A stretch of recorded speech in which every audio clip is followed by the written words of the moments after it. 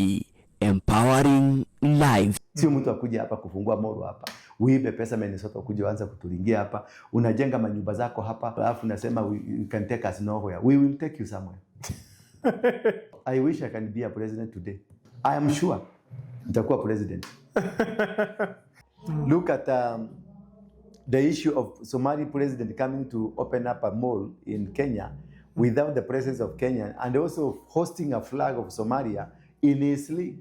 That is when you will see now the sovereignty of this country is tampered with, and nobody is like respecting the country. Our national anthem is not respected. That's a national unity, and also the flag of the nation is not respected. And as much those two things are not respected, it tells us that even the president of this republic is not recognized by some people. Kenyans, we are not very keen enough to monitor the movements of many things that are happening. There is a particular group of people, not a community, a particular group of people who are hell-bent to make sure that Kenya is dismantled. Once Kenya is dismantled, they can take advantage of it and they bring in some rules that they want to bring. Now wanasema mpaka Naivasha ndio kwao, and again they have the access. They want a whole chunk of land to have the access of Indian Ocean, because Indian Ocean is theirs. Now can you combine what could be that a coincidence that Museveni is demanding our port, it is theirs. And this MP from Somali is saying Kenya is a landlocked, which Kenya is still talking about. It's a landlocked nation, and we don't have the sea. The sea we don't have. Remember again the case that was taken to the ICC about the boundary. When the Somali government was saying the boundary goes parallel, while Kenya is saying the boundary goes this way. And it became a big issue.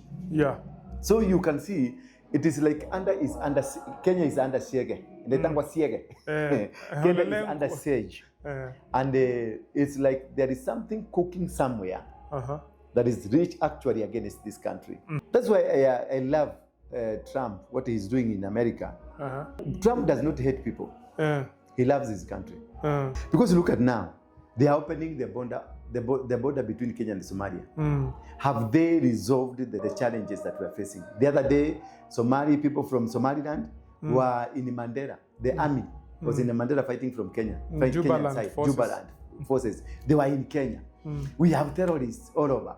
But how many cancer are we treating in Kenya?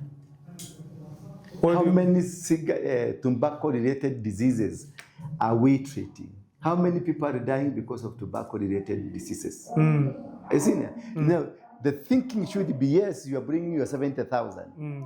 Or rather 70 million. How is your problem that you have created taking away the same money you brought to this nation? How much are you taking away in terms of developing this nation?